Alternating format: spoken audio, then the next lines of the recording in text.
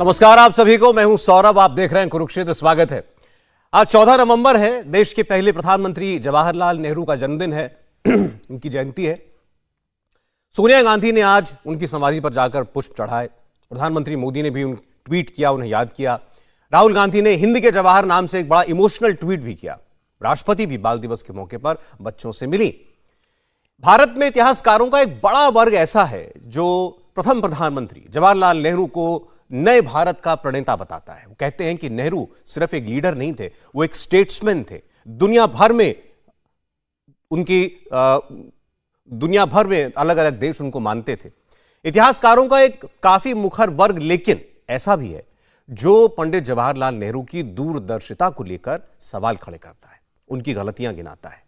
इस वर्ग का कहना है कि इतिहास में नेहरू को जितना लार्जर देन लाइफ दिखाया गया, वो उतने बड़े नेता भी नहीं थे। उनसे बहुत गलतियां हुई जो आज तक भारत भुगत रहा है। इस पूरे डिबेट में सबसे ज्यादा टॉपिक जिसकी चर्चा होती है वो है कश्मीर। आज नेहरू जी की जयंती पर फिर वही हुआ। केंद्रीय कानून मंत्री किरण रिजिजू ने आज अपने पुराने लेख का एक सीक्वल जारी किया। उन्होंने अपने इस पिछले लेख के अंदर कश्मीर को लेकर पंडित जवाहरलाल नेहरू की 5 बड़ी गलतियां हाईलाइट की थी, नेहरू की भूल के नाम से। इस पर उस वक्त भी काफी विवाद हुआ था। उस आर्टिकल के पैरेलल कांग्रेस पार्टी के नेता कर्ण सिंह, जो कि कश्मीर के आखिरी महाराजा हरि सिंह के बेटे भी हैं, उन्होंने भी एक आर्टिकल लिखा अखबार में। इस पर कांग्रेस पार्टी के नेता जयराम रमेश ने कमेंट किया था। वैसे तो कर्ण सिंह ने अपने लेख के अंदर पंडित जवाहरलाल नेहरू, अपने पिता महाराजा हरि सिंह, सबका बचाव किया, लेकिन जयराम रमेश इससे खुश नहीं हुए थे। उन्होंने यहां तक कह दिया था कि किसी भी स्कॉलरली काम में, यानी किसी भी इतिहासकार ने, जो भी जिसने भी पार्टीशन की बातों पर लिखा है, उसने किसी ने भी महाराजा हरि सिंह को अच्छी लाइट में नहीं दिखाया, यानी उनके रोल को अच्छा नहीं दिखाया है। बहरहाल आज किरण रिजिजू ने अपने पुराने आर्टिकल को जस्टिफाई करते हुए एक नया आर्टिकल लिखा और कुछ नए फैक्ट्स, तारीखों के साथ इतिहास के नए फैक्ट्स को जारी किया। अपनी बात पर वो कायम है कि कश्मीर का घाव पंडित जवाहरलाल नेहरू की पर्सनल एजेंडे की वजह से नासूर बन गया है। आज कुरुक्षेत्र में हम दोनों पक्षों को समझेंगे, जानेंगे क्या नेहरू जी से वाकई कश्मीर पर कोई स्ट्रैटेजिक मिस्टेक हुई थी, और यह सवाल भी है कि क्या उस वक्त के इतिहास को आज के वैल्यू सिस्टम से देखना सही होगा। आज तो कुछ भी कहा जा सकता है, लेकिन क्या उस वक्त परिस्थितियां वैसी थीं? जाहिर है जवाहरलाल नेहरू की देशभक्ति पर कोई सवाल नहीं खड़े कर सकता, लेकिन यह जरूर पूछा जा सकता है कि उनसे क्या कोई गलती हुई। कुरुक्षेत्र का मुद्दा यही है, लेकिन उससे पहले हम आपको केंद्रीय कानून मंत्री किरण रिजिजू की नेहरू जी पर कही वो बातें सुनाते हैं, कुछ दिनों पहले जो उन्होंने कही थी, और आज उन्हीं बातों को उन्होंने जस्टिफाई करते हुए नए फैक्ट्स के जरिए जारी किया है। नेहरू जी ने गलतियां की, इसको मैं 5 ब्लंडर्स मानते हैं। उस चीज़ को मोदी जी ने सही करके फिर एक नए कदम, नए रास्ते तय किया, जिससे जम्मू कश्मीर के लोग भी, देश के लोग भी भरोसा में है कि जो गलतियां की उसको सुधारने का काम मोदी जी ने किया है। जुलाई के महीने में ही 1947 को ही जम्मू कश्मीर जैसे बाकी प्रिंसली स्टेट्स जो इंडियन यूनियन में ज्वाइन हो गए थे, तो ज्वाइन हो सकते थे, और महाराजा हरि सिंह जी ने अप्रोच भी कर चुके थे, लेकिन बाद में बताया गया कि डिले किया है, अलग अलग कारण बताया गया जो मिसलीडिंग है। लेकिन ये सामने में सच्चाई तो है, डॉक्यूमेंट है हमारे पास कि नेहरू जी ने ही मना किया। एक्सेशन का जो एक प्रावधान जो है उसको टेम्पररी बना के रख दिया। बाकी जितने भी जो प्रिंसली स्टेट्स है, बाकी जो इलाका है, सब आराम से इंडियन डोमिनियन में आ गया, इंडियन यूनियन में आ गया, तो फिर कश्मीर को टेम्पररी एक्सेशन क्यों किया? फिर ये आर्टिकल 370 करवा के परमानेंटली कश्मीर को एक अलग स्थिति बना कर रख दिया। फिर यूएन में जाना, यूएन में जाकर के इसको बिना मतलब का अंतर्राष्ट्रीय का एक विवादित मुद्दा बना दिया, बिना मतलब का। तो कश्मीर का यह मुद्दा लगातार चर्चा में है, और इस बार इतिहास में क्या गलतियां हुई ये बात उठाई जा रही है केंद्रीय मंत्री के द्वारा। उनको जवाब भी दिया जा रहा है और वो दोबारा अपनी बात पर कायम रहकर नए फैक्ट्स जारी कर रहे हैं। मेहमानों के पास चलते हैं। सैयद जफर इस्लाम साहब, राज्यसभा के सांसद, बीजेपी नेता हमारे साथ जुड़ रहे हैं। जफर साहब, आपका बहुत स्वागत है। और कांग्रेस पार्टी से हमारे साथ जुड़ रहे हैं अभय दुबे साहब। अभय जी, आपका बहुत स्वागत है। एक इतिहासकार आज हमारे बीच में हैं। इन सारी बातों को इतिहास के चश्मे से देखने के लिए, फैक्ट्स के जरिए आपको बताने के लिए कि जो बातें किरण रिजिजू कह रहे हैं क्या तथ्यात्मक रूप से वो सही है या कांग्रेस पार्टी जो रिबटल दे रही है उसका वो ठीक है। स्वागत करते हैं डॉक्टर ओम जी उपाध्याय जी का। डॉक्टर साहब, आपका स्वागत है। और बहुत वरिष्ठ पत्रकार संजीव श्रीवास्तव जी हमारे साथ जुड़ रहे हैं। संजीव जी, आपका भी बहुत स्वागत है। जफर साहब, देखें, जो मूल बातें किरण रिजिजू ने कही थी, जिनको आज उन्होंने फिर एक लेख के जरिए दोहराया है, उन्होंने पहला आर्टिकल लिखा था नेहरू जी की 5 भूल। वो 5 भूल ये थी कि कश्मीर को उन्होंने एक स्पेशल केस बना दिया। दूसरा, कश्मीर का भारत में विलय अस्थायी था। तीसरा, यूएन में गलत क्लॉज के जरिए पंडित जवाहरलाल नेहरू इस मुद्दे को लेकर के गए, जिसमें पाकिस्तान को एक पार्टी विवाद ने बना दिया, जबकि वो एक आक्रांता था, उसने आक्रमण किया था जम्मू कश्मीर के ऊपर। चौथी भूल उन्होंने बताई थी कि भारत के प्रति गलत धारणा विश्व में पैदा होती रही, जैसे भारत ने कोई कब्जा कर रखा है कश्मीर के ऊपर, और इसको तब की सरकार इस नैरेटिव को तोड़ नहीं पाई। और 5वीं भूल, कश्मीर को धारा 370 के साथ भारत के साथ जोड़ना। जवाब कांग्रेस पार्टी की तरफ से दिया गया था इस पर, और उन्होंने तो सीधे सीधे कह दिया था कि अब किरण रिजिजू इतिहासकार बन गए हैं, जो बताएंगे कि क्या हुआ था आज से 70 साल पहले, उस वक्त की जो परिस्थितियां थी, क्या आज की सरकार कमेंट कर सकती है उन पर?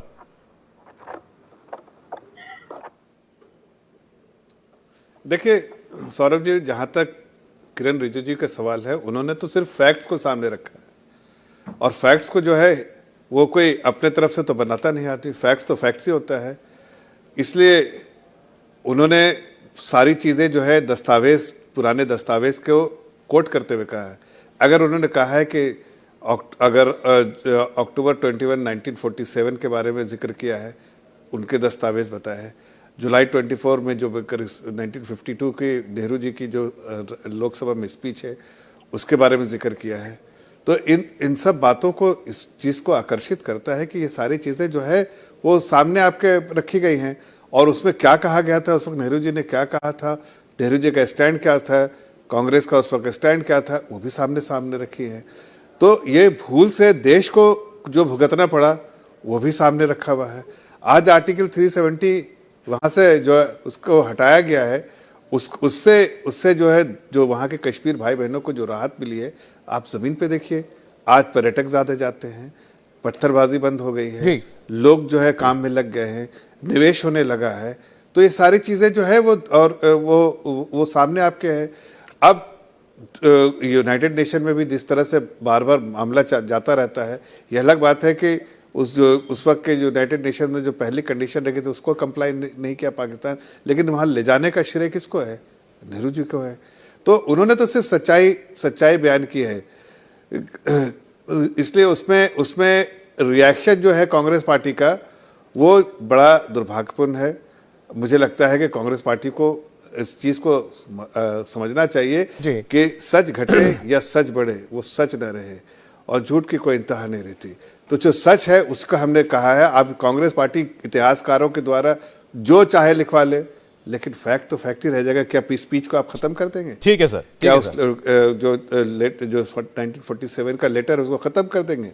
या जो वार्तालाप है वो एजेंडा के साथ बेसिस पे काम कर रहे थे, उनका एजेंडा कुछ और था, देश की प्राथमिकता नहीं थी, वो सारी चीजें जो है सामने दर्शाती हैं। ये फैक्ट्स फाइंडिंग टीम से आप करवा लीजिए। नहीं, देखिए, एक बात सही है, आपने जो इतनी बातें बताई, किरण रिजिजू ना सिर्फ अपने पुराने आर्टिकल को ओन कर रहे हैं, बल्कि उनमें लिखे फैक्ट्स का सोर्स तक उन्होंने आज जो ट्वीट किया उसमें जारी किया कि ये जो बातें उन्होंने लिखी हैं, इसका सोर्स कहां से है। उसमें पंडित जवाहरलाल नेहरू की स्पीच का भी जिक्र किया गया है, उसमें उनकी चिट्ठियों का भी जिक्र किया गया है, selected works Jawaharlal Nehru series 2 उसका भी जिक्र है। अभय जी के पास जाना चाहते हैं।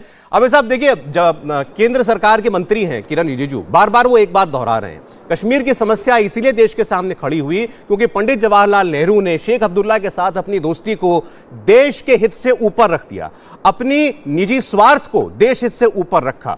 आज अगर उस वक्त सही समय पर फैसला लिया होता, पूरा कश्मीर भारत के पास होता, पाकिस्तान आक्रमण नहीं करता, पीओके नहीं होता, कश्मीर का एक हिस्सा पाकिस्तान चीन को नहीं दे पाता, इसके अलावा वहां जिहाद की समस्या नहीं होती, कश्मीरी हिंदुओं का पलायन नहीं होता, तमाम बातें। सौरभ जी नमस्कार। जिस राजनीतिक दल का, जिसकी विचारधारा का बुनियादी रूप से भारत की आज़ादी में कोई योगदान नहीं रहा हो, वो ये समझ भी नहीं सकते कि भारत के स्वतंत्रता सेनानियों की आजाद भारत की आजादी और भारत की आजादी के बाद क्या भूमिका थी। इसलिए पंडित नेहरू को ये समझ नहीं सकते। क्यों नहीं समझ सकते? क्योंकि श्यामा प्रसाद मुखर्जी, जिसने अलग पाकिस्तान का प्रस्ताव फजलुल हक ने पढ़ा था, लाहौर का प्रस्ताव जिसको कहा जाता है, उनके साथ बंगाल में सरकार बनाई। वीर सावरकर की जो हिंदू महासभा है, उसने नॉर्थ ईस्ट फ्रंटियर प्रोविंस और सिंध प्रांत में मुस्लिम लीग के साथ सरकार बनाई। उस मुस्लिम लीग जिसने अलग पाकिस्तान का प्रस्ताव असेंबली में पढ़ा, उसके साथ ही बरकरार रहे। ठीक। अब मैं सीधे से रिजू जी से सवाल पूछना चाहता हूं, वेयर वाज श्यामा प्रसाद मुखर्जी जब 5 मार्च 1948 को राजा हरि सिंह ने कहा कि 2 विधान और 2 निशान रहेंगे? जब 15-16 मई 1949 को वल्लभ भाई पटेल के दिल्ली निवास पर आर्टिकल 370 फाइनली निगोशिएट किया गया, तब श्यामा प्रसाद मुखर्जी कहां थे? 26 जनवरी 1950 जब आर्टिकल 370 आ गया, तब श्यामा प्रसाद मुखर्जी कहां थे? श्यामा प्रसाद मुखर्जी भारत सरकार के कैबिनेट के मंत्री थे, जिनके हस्ताक्षर से आर्टिकल 370 आया। तो ये झूठ परोसते हैं कि बुनियादी रूप से वो इस आर्टिकल 370 के खिलाफ थे। नहीं, अब अभय जी, मैं थोड़ा सा डिबेट पर लाना चाहता हूं। डिबेट श्यामा प्रसाद मुखर्जी की भूमिका पर नहीं है, उस वक्त के प्रधानमंत्री की भूमिका पर है, जो नेहरू जी थे। और नेहरू जी अक्टूबर में जब फाइनली कश्मीर के महाराजा ने ट्रीटी ऑफ एक्सेशन साइन किया, जब कश्मीर भारत का हिस्सा बना, पूरा कश्मीर नहीं, क्योंकि कुछ हिस्सा पाकिस्तान हड़प चुका था उस वक्त, और उस वक्त से पहले कुछ हफ्तों में या महीनों में क्या हो रहा था? दावा किरण रिजिजू ये कर रहे हैं कि पंडित नेहरू ने डिले किया कश्मीर के विलय को भारत में, सिर्फ इस बात के लिए, महाराजा हरि सिंह पर दबाव बनाने के लिए कि पहले शेख अब्दुल्ला को जेल से छोड़ो, शेख अब्दुल्ला की सरकार बनाओ, उसके बाद मैं स्वीकार करूंगा कश्मीर का भारत में विलय। देखिए, एक बार उनसे कहिए कि जरा इतिहास को, वो पूर्वाग्रह को दूर रखकर पढ़ने की कोशिश करें। मोदी सरकार की नाकामियों पर पर्दा डालने के लिए रोज झूठ परोसते हैं। मैं आपको सिलसिलेवार सिर्फ 20 सेकंड में पूरी कहानी समझा देता हूं। 15 जून 1947, तारीखें याद रखिएगा, बहुत महत्वपूर्ण है। 15 जून 1947 को अखिल भारतीय कांग्रेस कमेटी ने अपनी CWC की मीटिंग में एक रिजोल्यूशन पास किया और ये स्पष्ट रूप से चेतावनी दी सारे राजाओं को, और लॉर्ड माउंटबेटन को वो रिजोल्यूशन भेजा कि कोई भी राजा अपनी मर्जी से अपनी पृथकता को घोषित करने का अधिकार नहीं रखता। 4 जुलाई को पंडित नेहरू ने पत्र लिखकर राजा हरि सिंह को चेतावनी भरे शब्दों में कहा कि अलग भारत से होने के लिए आपको विचार भी नहीं करना चाहिए। क्यों? क्योंकि Raja Hari Singh standstill agreement करना चाहते थे, रिजिजू साहब, जिसके लिए पंडित नेहरू तैयार नहीं थे। क्या होता है स्टैंड स्टील एग्रीमेंट? वो भारत और पाकिस्तान से स्टैंड स्टील एग्रीमेंट करना चाहते थे कि हम एक पृथक देश रहना चाहते हैं। पाकिस्तान ने उस स्टैंड स्टील एग्रीमेंट पर हस्ताक्षर कर दिए थे। पाकिस्तान ने सप्लाई, टेलीग्राफ और कम्युनिकेशन अपना स्टार्ट भी कर दिया था कश्मीर प्रांत में। 27 सितंबर को पंडित नेहरू ने वल्लभ भाई पटेल को एक विस्तार से पत्र लिखा। 27 सितंबर कब? एक माह पहले, जब 24 अक्टूबर को के समय हमला हुआ, उसके पहले पत्र लिखा पंडित नेहरू ने। क्या लिखा कि मुझे ये जानकारी मिली है कि मुस्लिम लीग पंजाब नॉर्थ वेस्ट फ्रंटियर प्रोविंस के हिस्से से बड़े मात्रा में अपने लोगों को हमला करने के लिए भेज रही है, हमको तैयारी करनी चाहिए, नहीं तो वो वहां पर ठंड बढ़ने के बाद हम तैयारी नहीं कर सकते। उसके बाद 1 मिनट, मई के महीने में लॉर्ड माउंटबेटन को, ये सारे रिकॉर्ड पर है, मेरे पास सारा कम्युनिकेशन उसका पड़ा है, लॉर्ड माउंटबेटन को पत्र लिखा, क्योंकि रेडक्लिफ उस समय सीमाओं के दायरे को तय कर रहे थे, तो उन्होंने कहा कि हर हाल में जम्मू कश्मीर भारत के हिस्से में आना चाहिए। लॉर्ड माउंटबेटन ने प्रतिक्रिया देते हुए पत्र लिखा कि अपना विस्तार से प्रस्ताव भेजिए, क्योंकि उस दौरान वल्लभ भाई पटेल नहीं चाहते थे कि कश्मीर भारत के हिस्से में आए। उस पर आते हैं। एक मिनट सौरभ जी, मुझे बात पूरी कहने दीजिए, उसके बाद मौका मत दीजिएगा। क्यों?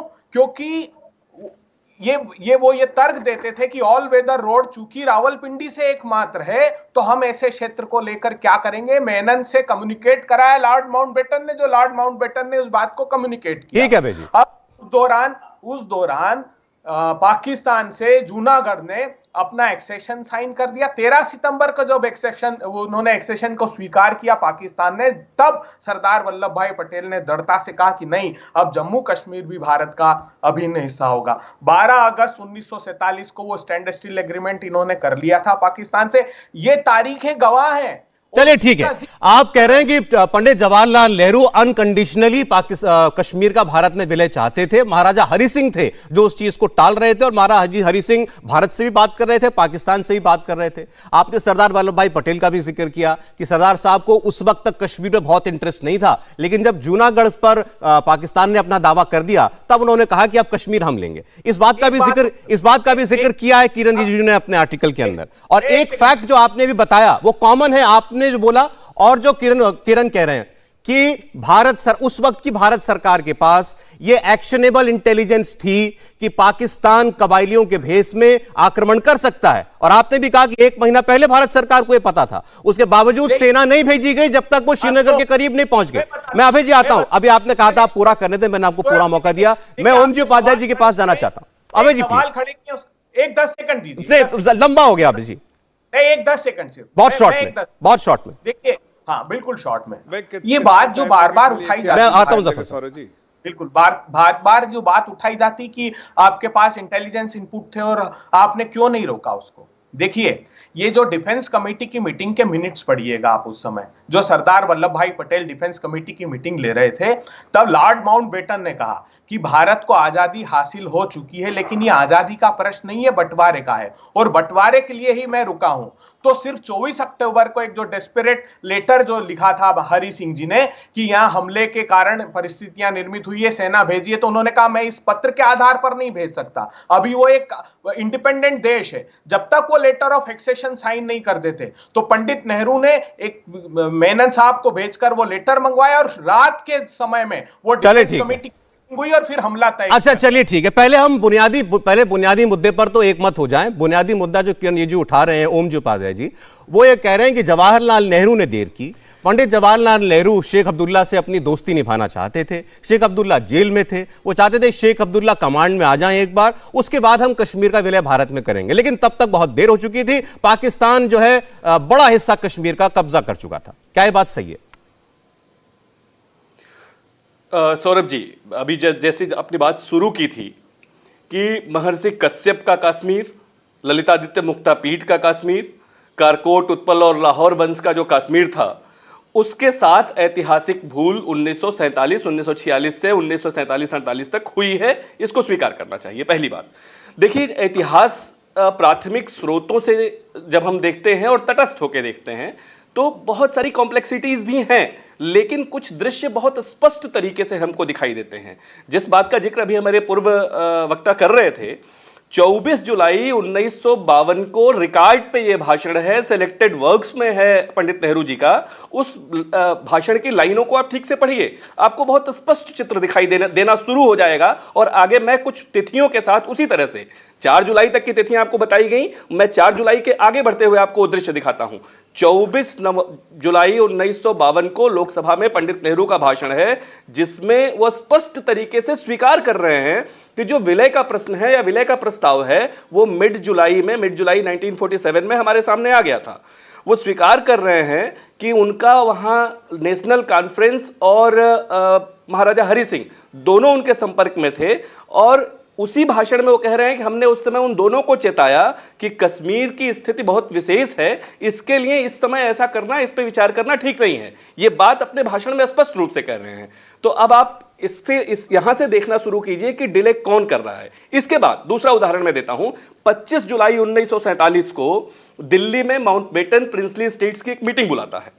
उस मीटिंग में जो कश्मीर के डिप्टी प्राइम मिनिस्टर हैं वो वहां भाग लेने आते हैं, लेकिन उनको उसमें शामिल नहीं होने दिया जाता, उसमें वो शामिल नहीं हो पाते। वो इसीलिए भाग लेने आए हैं क्योंकि वहां पे जो विलय की पूरी स्थितियां हैं, परिस्थितियां हैं, उनके बारे में बहुत सारी चर्चा होनी है। माउंटबेटन उस मीटिंग को कॉल कर रहे हैं, उसमें शामिल नहीं होने दिया जाता। उसके बाद आइए 21 अक्टूबर को 1947 को जब मेहरचंद महाजन को नेहरू जी एक पत्र लिख रहे हैं।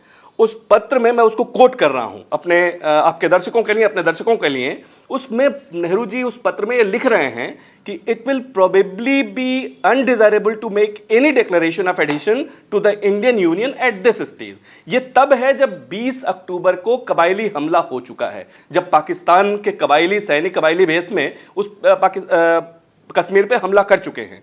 इसके बाद आइए 26 अक्टूबर तक मेहरचंद महाजन रुके हुए हैं। आप फिर वही सेलेक्टेड वर्क्स और मेहरचंद महाजन का जो एक बायोग्राफी है, ऑटोबायोग्राफी है लुकिंग बैक जी, उसको आप देखिए, उसमें बहुत स्पष्ट उन्होंने इस बात का उल्लेख किया है। वो कहते हैं कि 26 अक्टूबर को वो कह रहे हैं कि मैं तो साहब यहां से सेना लेकर ही जाऊंगा, आपको जो शर्तें करनी हो, जो शर्तें, क्योंकि उनकी बहुत सारी शर्तें जो इंटरनल एडमिनिस्ट्रेशन को चेंज करने की शर्तें थी पंडित नेहरू जी की, उसको वो मान चुके हैं। 29, अगर मुझे डेट नहीं भूल रही है तो 29 सितंबर को शेख अब्दुल्ला को जेल से रिहा किया जा चुका है, उनके क्विट कश्मीर वाले आंदोलन को लेकर जो उनकी गिरफ्तारी हुई थी मई से सितंबर में उनको रिहा किया जा चुका है। अब बात यही फंस रही है कि वो चाहते हैं, नेहरू जी चाहते हैं कि शेख अब्दुल्ला को स्टैब्लिश करके तब एक सेशन आगे बढ़ाया जाए, और इनका कहना है कि साहब एक सेशन पहले कर लो, उसके बाद हम शेख अब्दुल्ला की आपकी शर्त मान और इस बीच में पाकिस्तान हमला कर चुका है। वो कहते हैं कि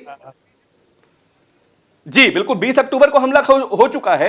21 से 26 अक्टूबर के आप डेवलपमेंट्स देखिए कि 26 अक्टूबर को एक तरह से मेहरचंद महाजन जिद पे अड़े हैं कि आप अपनी शर्तें सब लिखित दे दीजिए, हम उन सब शर्तों को मानने को तैयार हैं, लेकिन आप एक सेशन।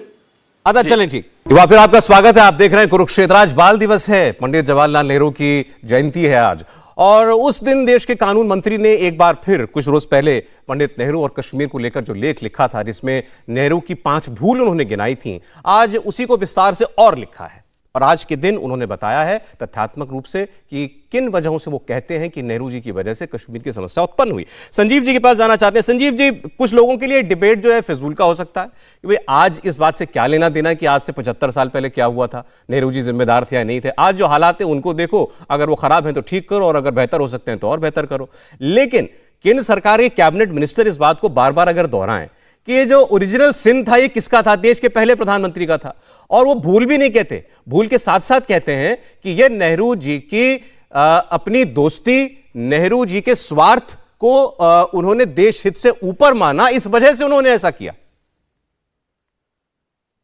सौरभ नमस्ते। देखिए बात क्या है कि हम 2022 की ऐनक से 1947-48 की घटनाओं को जज करने का और उनका आकलन करने का प्रयास कर रहे हैं। कोई भी व्यक्ति, चाहे वो नेहरू जी हो या कोई अन्य दुनिया का बड़ा स्टेट्समैन आप ले लीजिए, अब्राहम लिंकन ले लीजिए, जिसके भी नाम लेने हो आपको बड़े से बड़ा, जब भी आप उसका आकलन करेंगे तो ऐसा नहीं हो सकता कि वो इतना महान था कि उसने सब कुछ सही किया या मतलब उससे कभी कोई गलती नहीं हुई। तो सबसे पहले तो मैं इस तथ्य से ही सहमत नहीं हूं कि भाई नेहरू जी एक बहुत बड़े नेता थे, बड़े स्टेट्समैन थे, उनका योगदान अतुलनीय है, लेकिन उनसे मिस्टेक्स हुई, और कश्मीर पॉलिसी और चाइना पॉलिसी दो उनकी बड़ी मिस्टेक्स रही।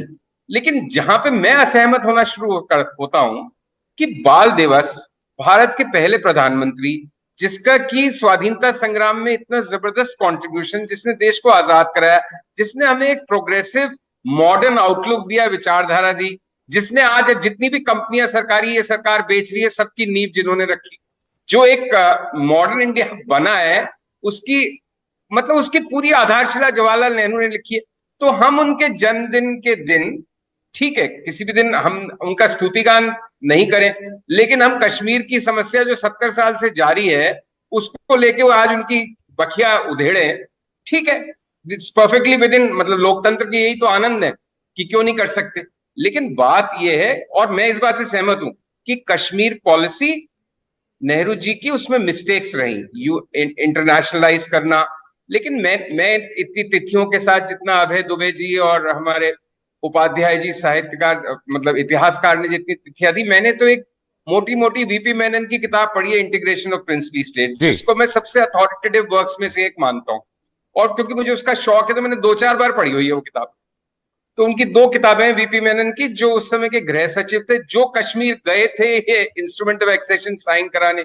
अरे भाई स्टैंड स्टिल एग्रीमेंट हम हरि सिंह जी को क्या कोस रहे हैं, जोधपुर के राजा स्टैंड स्टिल एग्रीमेंट करना चाह रहे थे, जूनागढ़ के करना चाह रहे थे। तो उस समय की परिस्थितियों में हर एक राजा अपने बेनिफिट के हिसाब से चीजें कर रहा था, और ये प्रधानमंत्री नेहरू के नेतृत्व में सरदार पटेल का कमाल था कि अब भारत आज हमारे मौजूदा स्वरूप में है, और बाल दिवस के दिन हम उसको सेलिब्रेट करने की बजाय अगर हम उनकी कश्मीर पॉलिसी की निंदा करना चाहते हैं तो उसमें वो तथ्यात्मक रूप से सही होगा, क्योंकि उनकी मिस्टेक्स हुई हैं। कश्मीर में धारा 370 जिस दिन हटी, उस दिन मैंने एक छोटा सा ऐसे ब्लॉग लिखा था कि मैं सिर्फ धारा 370 हटने का इसलिए समर्थन कर रहा हूं कि धारा 370 से देश को कुछ मिला नहीं। तो जिस 70-72 साल में हमको ये तो मालूम है कि ये तो निश्चित रूप से फेलियर है, तो अब नया एक्सपेरिमेंट किया जाए। बट नेहरू जी का कंट्रीब्यूशन, जिस सरकार का फुल टाइम एजेंडा ही नेहरू को रन डाउन करना है। अब मैं किरण रिजिजू जी का बहुत सम्मान करता हूँ, बहुत अच्छे व्यक्ति हैं, बहुत मृदभाषी हैं, कल्चर्ड व्यक्ति हैं, लेकिन बेचारे क्या करें, उनका एजेंडा ही इस सरकार का है कि नेहरू को रन डाउन करो। नहीं संजीव जी, देखिए किसी का एजेंडा हो सकता है, ये बीजेपी का आरएसएस का एजेंडा हो सकता है कि रन डाउन करना है नेहरू जी को या गांधी परिवार को, ठीक है, ये समझा जा सकता है। लेकिन अगर वो फैक्चुअली सही है तो फैक्ट अगर तो उसको हमें एक्नॉलेज करना पड़ेगा। आज की बहस जो है फैक्ट्स पर है, जो फैक्ट किरण रिजिजू बता रहे हैं क्या वो सही है या गलत है? मैं जो आपका इंट्रोडक्शन था उससे पूरी तरह सहमत हूं। आपने खुद कहा कि भाई एक वर्गीय है, एक वर्गीय है। मैं कह रहा हूं लेकिन पिछले 8 साल से तो उसी वर्ग की तूती बोल रही है ना, जो कि नेहरू जी की हर बात में खामी देखता है। तो ठीक है, वो पुराना वर्ग पहले 70 साल उसकी तूती बोलती थी, ठीक है, तो ठीक है ना भाई, जिसकी लाठी उसकी भैंस। आज नेहरू जी में सब गलत है, किसी समय नेहरू जी में सब अच्छा था। सर अगर ये केवल पॉलिटिकल मुद्दा होता तो बात शायद ये यहीं पर खत्म हो जाती कि चलिए वो भी पहले अपने दौर में कर चुके हैं, आज इनका दिन आया, ये कर रहे हैं। लेकिन जब आप स्कूल की किताबों में बच्चों को पढ़ाएंगे, जब आप स्कूल की किताब में बच्चे को बताएंगे कि क्या हुआ था 1947 को, कश्मीर का मुद्दा क्या था, कश्मीर में 370 क्यों लगी थी, आज पीओके गिलगित बाल्टिस्तान हमारे पास क्यों नहीं, अक्साई चिन्ह कहां चला गया, तो जब उनको ये बताएंगे तो उनको फैक्ट सही बताना पड़ेगा, और ये हम सबकी जिम्मेदारी है। इसमें कोई शक नहीं है कि कश्मीर में नेहरू जी से ब्लंडर्स हुए। जिस तरह से मैं आपको बताऊं, अभी जो फॉरेन सेक्रेटरी रिटायर हुए हैं गोखले साहब, उनकी अगर आप पुस्तक पढ़ें, 1-1.5 साल पहले रिटायर हुए हैं वो, उन्होंने चीन के संदर्भ में, मैं थोड़ा विषय से हट रहा हूं, तो 1948 में जब चीन में माओ से तुंग और कम्युनिस्ट पार्टी का शासन हुआ, तो हम प्रोएक्टिवली होके अड़ गए इस बात पे कि हम वो पहला देश बने जो उनको रिकॉग्नाइज करे चाइना को। और मतलब जो चीन नया नया आजाद हुआ था वो इस बात के लिए लालायित था कि कोई उसको रिकॉग्नाइज करे, उसको रिकग्निशन दे कि भाई ये एक इंडिपेंडेंट सॉवरेन कंट्री है। वो उसने जब देखा कि भारत इतना एक तरह से मचला हुआ सा है अपने को ये दिखाने के लिए कि हम पहले जो व्यक्ति हैं, पहले राष्ट्र हैं जो एशिया की इस बड़ी राष्ट्र को रिकॉग्नाइज करेंगे, तो उल्टा उसने शर्तें रख दी चीन ने कि हम इंडिया से रिकॉग्निशन तभी लेंगे जब आप ये चीजें मंजूर करेंगे, जब आपका एनवॉय हमारे पास आएगा। तो ये 2-1 मिस्टेक्स बड़ी हुई हैं, बट नेहरू जी का जो टोटल मूल्यांकन है उसमें उनके पॉजिटिव्स और प्लसेस। ठीक बात। आपने शुरुआत में जो बात की मैं उससे भी सहमत हूं। मैं इस पर जफर साहब बोलना चाह रहे हैं उनके पास। देखिए उन्होंने कहा कि अभी आपके सामने का नेहरू जी से ब्लंडर्स हुए होंगे, लेकिन इससे नेहरू जी के जो और योगदान है वो आप ना गिनाएं ये भी वाजिब नहीं है। नेहरू जी ने मॉडर्न इंडिया की नींव रखी, आजादी में उनका योगदान, उसको भुलाया नहीं जा सकता। हाँ, उनसे उस वक्त कुछ नीतिगत फैसले गलत हुए, इस बात से भी कोई इनकार नहीं कर सकता। जफर इस्लाम, आज भी जो भारत देश 56 इंच का मैं जरा देखिए, मैं जवाब देता हूं। और IITs की वजह से ठीक है संजीव जी, जवाब दे रहे हैं, 1 मिनट में जफर इस्लाम। देखिए मैं जवाब देना चाहता हूं। आज अगर आपने आदरणीय प्रधानमंत्री जी की ट्वीट देखी होगी तो उन्होंने नेहरू जी के बारे में क्या लिखा ट्वीट पे, आप जरा देखिए। उनके कंट्रीब्यूशंस और योगदान को याद किया और उसकी सराहना की कि नहीं। आज उनके ट्वीट पे देखिए, आप कह रहे हैं कि हमने तो सिर्फ किरण रिजिजू ने एक फैक्ट्स को देश के सामने अपने आर्टिकल द्वारा एक आर्टिकल लिखा। आर्टिकल लिखने का लोगों को शौक होता है, उस पर सच्चाई जो है वो उभर के आती है। तो उन्होंने एक 5 भूल जो उनके 5 ब्लंडर्स ऑफ नेहरू उन्होंने लिखा, वो फैक्ट से हटके तो नहीं, सारी चीज़ें फैक्ट्स है और उसको सारे डेट्स के साथ उन्होंने दिए हैं। अब उसकी चर्चा आज हमने तो नहीं की, ये तो आर्टिकल बहुत पहले आया है, लेकिन अगर उसके रिस्पांस में कोई आर्टिकल लिख के उसकी सफाई देता है। अभी संजीव भाई भी कह रहे थे कि गलतियां हुई हैं उनसे, गलतियां हो तो उन्होंने ये भी कहा संजीव जी ने, जफर इस्लाम साहब, कि ये जो आर्टिकल का सीक्वल लिखा किरण रिजिजू ने, ये उनको आज नेहरू जी के जन्मदिन पर, चिल्ड्रंस डे, बाल दिवस पर ही लिखना था क्या? नहीं, अरे भाई वो भी तो लिख रहे हैं, करण सिंह जी भी तो लिख रहे हैं और जयराम रमेश जी भी उछलते कुत्ते ट्वीट तो कर रहे हैं ना। और उसको कह रहे कि भाई it's a fine piece in response to Kiren रिजिजू's article, he will have the clarity now. तो क्लैरिटी तो आपको करनी चाहिए। आप यहाँ पर पैनल पे सारे लोग बैठे हैं, किसी ने ऐसा कहा कि नेहरू से कैलेंडर नहीं हुआ है? हुआ है तो मान लीजिए। नहीं, अभय जी के सिवाय अभय जी नहीं आपकी मानते। अच्छी बातों को तो प्रधानमंत्री ने सराहा और लिखा। नहीं, अभय जी को तो मजबूरी है उनकी नहीं, लेकिन अभय जी को ये बात हकीकत से मालूम है कि 370 जो है ये वो लेकर आए थे। पीओके जो है आज उनकी देन है, यूनाइटेड नेशन में कश्मीर जाने का उनकी देन है, ये सब उनका कंट्रीब्यूशन है। लेकिन उसके बारे में उसको हम कंट्रीब्यूशन जो इनका जो है नेगेटिव कंट्रीब्यूशन वो भूल के तौर पे देखते हैं, लेकिन जो पॉजिटिव कंट्रीब्यूशन है तो उसमें आदरणीय प्रधानमंत्री जी ने उनको अपने ट्वीट में सराहना की है। लेकिन फैक्ट से हट के इस तरह की बातें कहना वो गलत है। बस इसलिए मैं इस आर्टिकल का सिर्फ एक ही मकसद था कि जो कश्मीर के प्रति आज पूरा देश जो है जो जूझता रहता है, उसका जो नींव जो रखने वाले नेहरू जी थे उस वक्त के प्रधानमंत्री जी। ठीक है, शायद वो नहीं, अगर चाहते जो है उसको विलय पहले कर लेते तो शायद ये हालात नहीं पैदा होते। देखिए, ये अभी जो बात आपने की जफर इस्लाम साहब, मेरे ख्याल से सारे विवाद के बीच में अगर हम जैसे कहते हैं मूट पॉइंट, असली मुद्दा वो शायद यही है कि नेहरू जी से गलती हुई, जो आप कहते हैं, बाकी लोग अभी सब कह रहे हैं कि उनसे कश्मीर पॉलिसी उनकी गलती थी, या वो जानबूझकर किया गया जो इल्जाम किरण रिजिजू लगा रहे हैं। किरण रिजिजू ये नहीं कह रहे कि इनसे ये ब्लंडर हो गया क्योंकि ये नासमझी में हो गया या उस वक्त की परिस्थितियां ऐसी बन गई थी, इनको ठीक से नहीं पढ़ पाए। वो ये कहते हैं शेख अब्दुल्ला की वजह से इन्होंने ऐसा किया। बिल्कुल, देखिए कुछ चीजें जो है प्रधानमंत्री होने के नाते उनकी प्राथमिकता देश होनी चाहिए थी, ना कि शेख अब्दुल्ला। ठीक है, ना तो उनकी दोस्ती शेख अब्दुल्ला की जो है प्राथमिकता होनी चाहिए, जिसकी वजह से उन्होंने देर किया, विलंब जो हुआ है उनकी प्राथमिकता दर्शाता है कि प्राथमिकता देश नहीं उनकी दोस्ती थी। ये चीज को उन्होंने जो फैक्ट्स के द्वारा अपने आर्टिकल में। ठीक है जफर साहब, ओके, आपने भी कहा कि उनकी प्राथमिकता उस वक्त गलती, नेशन फर्स्ट नहीं था। अभय दुबे जी, फिर मैं जाता हूं ओम जी के पास। देखिए सौरभ जी, विडंबना क्या है, एक लंबे समय तक भारतीय जनता पार्टी, राष्ट्रीय स्वयंसेवक संघ, जनसंघ सरदार वल्लभ भाई पटेल को बदनाम करते रहे। एक पुस्तक निकालते हैं, इनके पूर्णकालिक थे HV Seshadri, the tragic story of partition. उसमें सरदार पटेल को बंटवारे का जिम्मेदार बताते हैं। आज भी 100 रुपए में संघ के कार्यालय पर जाओगी तो वो किताब मिल जाएगी, उस पर कोई प्रतिबंध नहीं लगाया गया। ये इनका नीतिगत हिस्सा था। पहले महात्मा गांधी जी को बदनाम करना, फिर सरदार वल्लभ भाई पटेल को। पराकाष्ठा देखिए, फरवरी 1948 में पत्र लिखते हैं श्यामा प्रसाद मुखर्जी को सरदार वल्लभ भाई पटेल की, श्यामा प्रसाद दी, आप जिन दो लोगों को छोड़ने की बात कर रहे हो वो मेरी हत्या के, मेरे प्राण के पिपासु, मेरे और पंडित नेहरू के। मुझको चौराहे पर दिग्विजय नाथ और देशमुख मार डालना चाहते हैं और गृह मंत्री होने के नाते मैंने उनको बंद किया और तुम मुझे कह रहे हो कि मीटिंग के लिए उनको छोड़ दो, तो ये कैसे संभव है? ये परिस्थितियां इतनी चरम पर थी। अब मैं इनसे पूछना चाहता हूं, किरण रिजिजू साहब अध्ययन नहीं करते, माफ कीजिएगा, ये तो स्क्रिप्ट लिखकर दी जाती है जिसको वो पढ़ देते हैं, एक एक किरदार तय किया जाता है। इनसे पूछिएगा कि 20 फरवरी 1948 को सरदार वल्लभ भाई पटेल ने जूनागढ़ का रेफरेंडम क्यों कराया साहब, जिसमें 91 वोट पाकिस्तान को मिले और 1,90,000 से अधिक वोट हिंदुस्तान को मिले। इनसे पूछिए कि फिर 14 अप्रैल 1975 को सिक्किम का रेफरेंडम या प्लेबिसाइट जिसको कहते हैं क्यों कराया गया? ये इनको इस बात की समझ नहीं है। प्लेबिसाइट यूएन ने कराया या भारत ने कराया?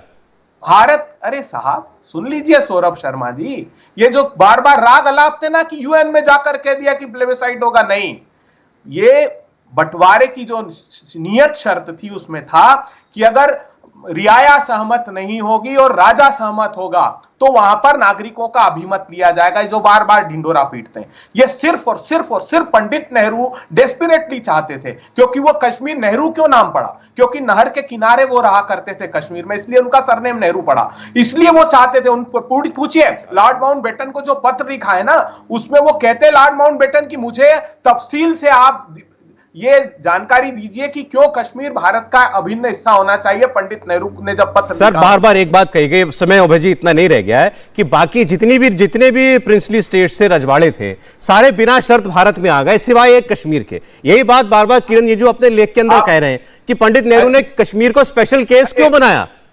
अरे साहब क्या बात करते हैं आप। क्या सिक्किम का भारत का अभिन्न हिस्सा हुआ बताइए? अरे पढ़िए। अब सर एक में नुक्ताचीनी, आप सिक्किम गोवा नहीं हो सकता, कश्मीर कश्मीर है। आप कश्मीर की तुलना किसी भी चीज से नहीं कर सकते। कश्मीर तो क्या भारतीय जनता पार्टी उस स्टैंड स्टिल एग्रीमेंट के पक्ष में, राजा हरि सिंह के पक्ष में खड़ी होगी जो चाहते थे कि भारत का हिस्सा नहीं? और प्रजा परिषद की क्या मांग थी जो राष्ट्रीय भाई ये तो कह रहे हैं कि राजा महाराजा हरि सिंह डेस्परेट थे भारत के साथ मिलने के लिए, पंडित नेहरू देर करते गए। क्या झूठ बोलते हैं। 4 जुलाई को पंडित नेहरू ने चिट्ठी लिखी और चले चेताया ठीक है, उनको कि भारत से कुछ अलग मुद्दों होने का की- कुछ मुद्दों का समाधान जो है वो पुष्टें करती हैं। हम कोशिश करें कि आधे घंटे में हो जाए, तो वो तो मुमकिन नहीं है, लेकिन चले फिर भी बहुत सी बातें सामने आई। बहुत धन्यवाद करूंगा मेहमानों का, जफर इस्लाम साहब का, अभय दुबे जी का, डॉक्टर ओम जी उपाध्याय जी का और संजीव श्रीवास्तव जी का। आपने कुरुक्षेत्र में हिस्सा लिया, बहुत धन्यवाद। इंडिया टीवी हर वक्त हर जगह डाउनलोड करने के लिए सर्च करें India TV news Google play store या ऐप स्टोर पर।